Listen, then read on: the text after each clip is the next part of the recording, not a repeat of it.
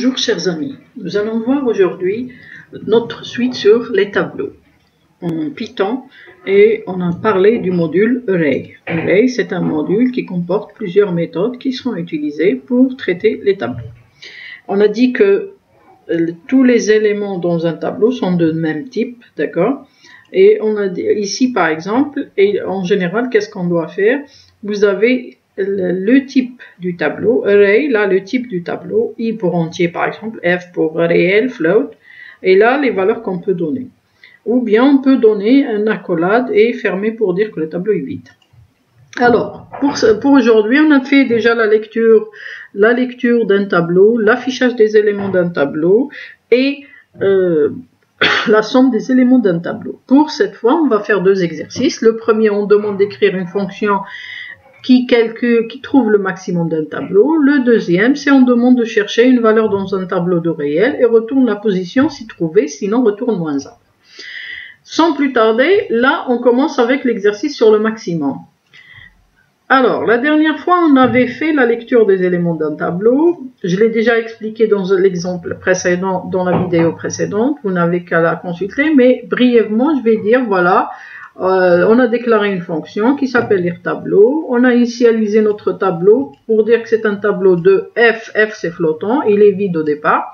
On va donner le nombre d'éléments qui est un entier. On va donner la longueur du tableau. Et ensuite, on va boucler for i in range n. Par exemple, si je donne n 4, ça veut dire for i in range 4. Donc, ça va être i 0, 1, 2, 3. Donc, il va faire tout ça de 0, 1, 2, 3. X égale float, il va faire la saisie de la première valeur et la mettre dans le tableau à R. Et on va faire la même chose pour la deuxième valeur, la troisième valeur, la quatrième valeur, parce qu'on a dit n égale 4. Et il va retourner à la fin le tableau array. Voilà pour cet exemple-là de la dernière fois. Je vais exécuter tout de suite. Regardez, lecture du tableau, donner la valeur. Alors, je vais agrandir un peu. Alors, donner la valeur, je vais dire par exemple 5 valeurs. Donc, donner la valeur, je vais dire 4, 2, 10, 3, 5. Regardez. Tableau array f 4, 2, 10, 3, 5. Voilà les valeurs du tableau. Et comment on l'a appelé? Comment on a appelé cette fonction-là? On l'a appelé partir d'ici. Regardez, print lecture du tableau. Voilà, lecture du tableau. T égale à lire tableau. Lire tableau, c'est cette fonction-là. Voilà. D'accord? Et elle va retourner à R. Donc, une fois qu'on a saisi toutes les valeurs de X qui sont des réels, là, j'ai donné n dans cet exemple-là, c'est 5. Donc, j'ai donné 4, 2, ça c'est x. D'accord, les différentes valeurs x. Et à chaque fois, on fait ar.append x pour ajouter cette valeur-là dans le tableau. Il sera ajouté à la fin. Le tableau à la fin va retourner à R. Donc, c'est notre fonction lireTableau va retourner le tableau à R. Et il sera donné à t. Donc, t va contenir ce que contient AR. Et AR, c'est un paramètre local à la fonction. Donc, il sera détruit, mais la fonction va retourner ce AR-là à T, et donc le T contiendra ce que contenait AR. Et ensuite, print T, donc on a affiché ce tableau-là. Voilà, print T, on a affiché ce tableau-là, et rappelez-vous, on peut afficher élément par élément, il suffit de faire une boucle for i de 0 jusqu'à for i in range n, et n c'est la longueur du tableau, c'est l'en tableau. Alors, pour faire le maximum du tableau, on va définir une fonction, par exemple maxTab, d'accord? Le principe pour trouver le maximum d'un tableau, donc on va donner comme paramètre quoi? Le tableau, on va l'appeler AR, et comme c'est une fonction, on va faire 2 points, c'est le démarrage du bloc de la fonction. Pour trouver le maximum d'un tableau, il est clair qu'il faut d'abord prendre une valeur de ce tableau-là. On va dire par exemple n, ça va être quoi? Ça va être AR de la première position, par exemple, du tableau. AR, c'est un seul R. Alors, donc, on va prendre la première valeur et on va parcourir tout le tableau. For i in range, quoi?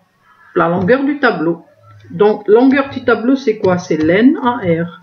D'accord? Len AR, c'est la longueur du tableau. Qu'est-ce qu'on va faire ici? Donc, ça veut dire for i in range. Le tableau, s'il contient 4 valeurs, ça veut dire range 4. Donc, i, ce sera 0, 1, 2, 3, 4. Donc, il va faire ce bloc-là pour 0, 1, 2, 3, 4. Par exemple, pour n égale 4. 0, 1, 2, 3 pour n égale 4.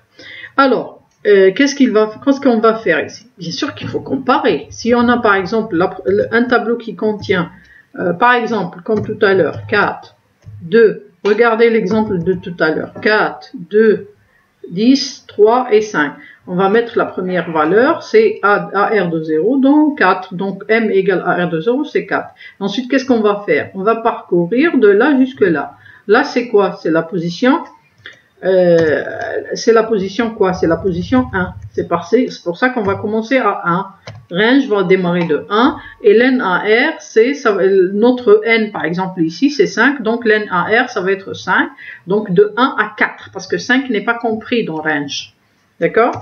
Qu'est-ce qu'on va faire? On va comparer. Est-ce que 4 est inférieur à 2? Si 4 est inférieur à 2, le maximum, ce sera 2. Ce n'est pas le cas. Donc, on va dire quoi? If la valeur n est inférieure à la valeur qui est dans le tableau, d'accord? Et cette position, c'est quoi? C'est i. C'est l'indice du tableau, c'est i qui est là. D'accord? Si if m inférieur à r, qu'est-ce qu'on va faire? On va dire notre m va être à r de i. Il va prendre la valeur du maximum parce que notre m est inférieur à la valeur du tableau. D'accord? Regardez ici, m inférieur à r. Si m inférieur à r de i, ça veut dire que le maximum c'est qui? C'est à r de i. Donc le maximum va prendre à r de i. Dans le cas contraire, qu'est-ce qu'on fait? Dans le cas contraire, on ne change rien du tout. Ça veut dire que le m, soit il est égal à r de i, soit il est plus grand. Donc c'est le maximum. D'accord? Et à la fin, qu'est-ce qu'on va faire? Bien sûr, on va retourner quoi? Quel est le résultat ici? On va retourner notre m. D'accord? Et là, qu'est-ce qu'on va faire? Voilà, notre résultat, c'est le m. Et on va appeler la fonction. Comment on l'a appelé la fonction? On l'a appelé maxtab. Maxtab. Donc, on va faire quoi? On va faire quoi? Le maxi, par exemple, égale, c'est notre nombre, égale max tab, c'est notre fonction. Notre tableau, c'est quoi ici dans notre programme principal? On l'a appelé t. Donc, on va dire maxtab de t. Et il va retourner le résultat. Et on va imprimer, on va afficher à l'écran la valeur du maximum. Le maximum du tableau. Et là, virgule, on va dire maxi, par exemple. On aurait pu utiliser l'instruction format, mais on peut aussi faire ça, c'est pas un problème. D'accord? Donc là, regardez. Ici, vous avez maxi égale maxtab de t. Donc il va appeler la fonction ici max. Regardez cette fonction-là. D'accord? En général, on laisse 3 lignes ici. Vous faites 3 entrées pour séparer bien entre les parties du code. D'accord? Alors, maxtab, c'est notre fonction qui va retourner le maximum, c'est m. D'accord? Donc, ce maximum-là qui va être retourné, on va appeler maxtab de t, de notre tableau qu'on vient de créer. Maxi va avoir la valeur de ce m-là, qui sera retourné par la fonction. Et ensuite, on va offrir le maximum du tableau, c'est maxi, c'est la valeur qu'on vient d'avoir. Donc, je vais tester tout de suite, vous allez voir. Alors, je vais agrandir un peu pour l'exécution. Je vais tester. Alors, exécutons. Donner la longueur du tableau. Je vais donner, par exemple, le tableau contient 5. Donner les valeurs. Je vais dire 10, 20, 9, 45, 11. D'accord? Ces 5 valeurs, voilà.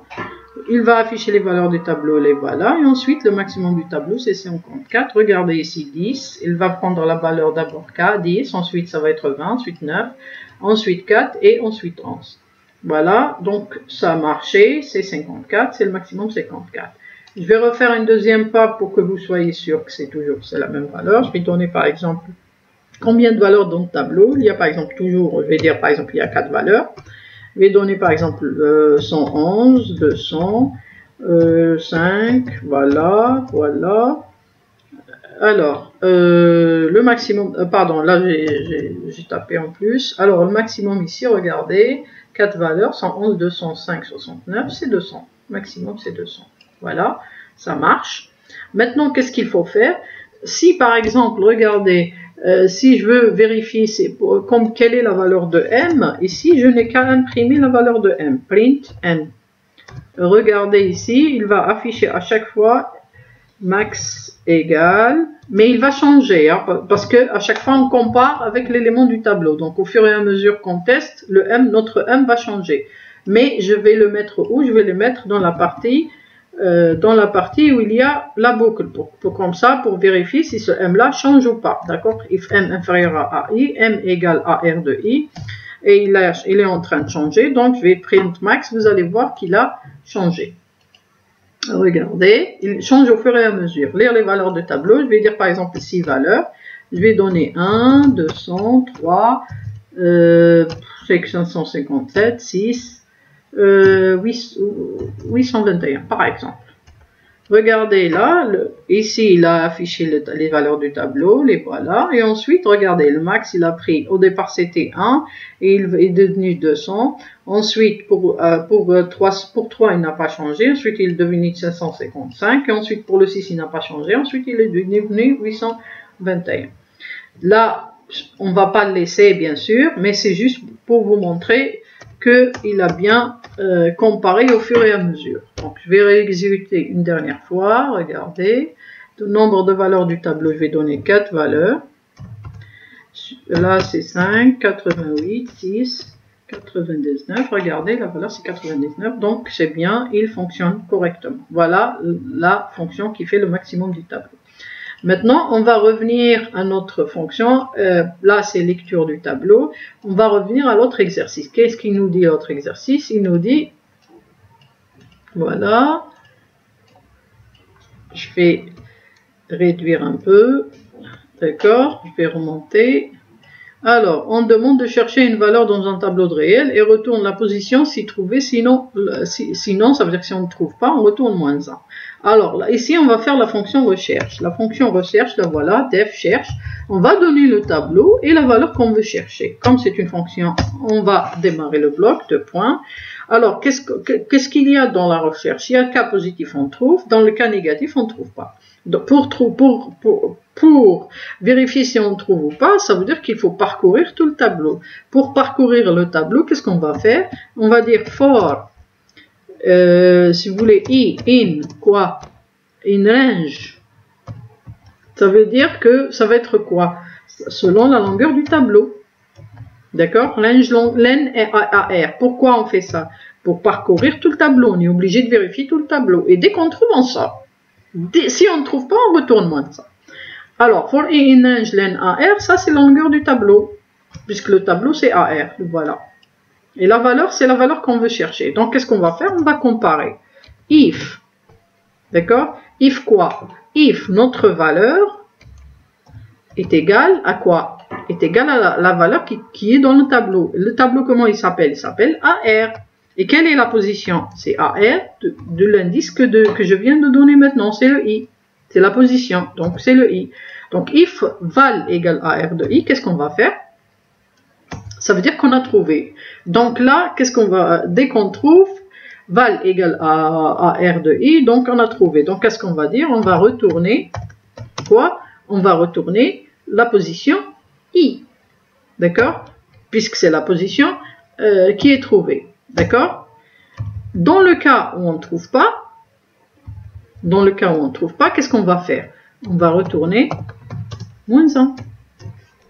D'accord? Pourquoi je l'ai fait ici? Parce que la boucle for ici, elle est terminée. Ça veut dire que si on arrive là, ça veut dire qu'on n'a pas trouvé. Sinon, il aurait fait retourner I. D'accord? Et if val égale AR de I, ça veut dire qu'ici, est-ce que la valeur qu'on cherche est égale à la valeur du tableau? D'accord? On va tester cette fonction. D'accord? Je vais sauvegarder, enregistrer, et je vais appeler la fonction cherche. Qu'est-ce qu'on va faire ici? Regardez, d'abord, on va donner la valeur qu'on veut chercher. Ça, c'est notre programme principal. Et là, on va rendre cette valeur-là, comme nous avons utilisé un tableau de flottant, donc notre valeur qui est saisie au clavier, c'est un flottant. Donc, on doit écrire float. On doit utiliser la fonction float. Alors, ensuite, on va récupérer la position. La position, c'est quoi? On va appeler la fonction cherche, qu'on vient de faire maintenant. Regardez, la fonction cherche, la voilà. Cherche, il y a deux paramètres. Il y a le tableau, il y a la valeur. Le tableau ici, comment il s'appelle? Il s'appelle T. qu'on vient de mettre ici, qu'on vient de créer ici avec la méthode lire tableau, la fonction lire tableau qu'on a fait, cherche, et ensuite x la valeur qu'on veut chercher. Alors, et on va tester. Si la position qui est retournée, si la fonction cherche va retourner une valeur. Si c'est moins 1, ça veut dire qu'il n'y a pas cette valeur. Ou si c'est différent de moins 1, ça veut dire que la valeur existe dans le tableau. D'accord? Donc, on va faire tout de suite quoi? Je vais juste corriger, enlever les commentaires. Le dièse, c'est les commentaires. If pose différent de moins 1, ça veut dire qu'on a trouvé, position trouvée, on donne la position, else, x non trouvé. On va tester tout de suite notre programme. Alors, donner la longueur du tableau, je vais dire par exemple 5 valeurs dans le tableau. Les valeurs, je vais dire 100, 200, 3, 6, 55. Il y a 5 valeurs, donc c'est bon. Voilà, il a affiché les valeurs. Le maximum du tableau, c'est 200. Donner la valeur, c'est la valeur qu'on veut chercher. Par exemple, si je cherche la valeur 6, d'accord? Je vais donner la valeur 6. 6 ici, je vais augmenter tout de suite la résolution, la partie exécution pour que vous voyez un peu plus clair. Le 6 là, et regardez, position trouvée 3. Regardez le 6, ça c'est la position 0, position 1, position 2, position 3. On refait la même chose, on va réexécuter. Donner la longueur du tableau, je vais donner par exemple la longueur, je vais dire 5. Je vais donner les valeurs 12, 3, 66, 9 et 7. Par exemple, le maximum c'est 66. Donner la valeur qu'on veut chercher. Par exemple, je vais donner une valeur qui n'existe pas. Je vais donner par exemple 100. Là, elle n'existe pas, regardez. Donner la valeur 100, 100 non trouvé. D'accord? Comment on a su? Parce qu'on a retourné la valeur moins 1. On a reçu la valeur moins 1. Donc, rappelez-vous ici comment utiliser la fonction recherche. On a utilisé le tableau et la valeur qu'on va chercher. Ces deux paramètres, on donne le tableau sur lequel on va effectuer la recherche et la valeur qu'on veut chercher. Et on parcourt le tableau du début jusqu'à la fin du tableau. Et dès qu'on trouve la valeur, on va retourner la position. C'est le i, c'est la position qu'on cherche. Si on ne trouve pas la fin, si on parcourt toute la boucle pour le tableau, tout le tableau, et qu'on ne trouve pas, on va retourner moins 1. Et à la fin, nous, qu'est-ce qu'on fait au niveau de la partie test? On appelle la fonction cherche t. T, c'est le tableau x, c'est la valeur qu'on vient de donner au clavier, qu'on a transformé en flottant. Si elle nous donne moins 1, ça veut dire que c'est le else, ça veut dire que la valeur n'est pas trouvée. Si c'est différent de moins 1, ça veut dire que la position est trouvée. Voilà pour la recherche d'une valeur dans un tableau et le maximum des éléments d'un tableau. Voilà les deux fonctions qu'on a faites. Je vous recommande d'essayer de faire le travail tout seul, de réfléchir et de refaire le travail tout seul. Écrivez l'algorithme, écrivez le programme en Python et testez-le. Essayez aussi de modifier par exemple en utilisant la boucle while, si vous voulez, et essayez de vous entraîner sur ça. Voilà pour ces deux exercices sur les tableaux. Je vous recommande aussi de voir l'autre série d'exercices sur Python avec les tableaux Array. D'accord, on a utilisé la librairie ici Array, le module Array, rappelez-vous. D'accord. Il y a aussi une autre méthode qui utilise NumPy, d'accord, avec les tableaux. Celle aussi, c'est plus performante côté temps d'exécution. Je vous revois dans une autre série de vidéos bientôt et au revoir. Voilà, merci.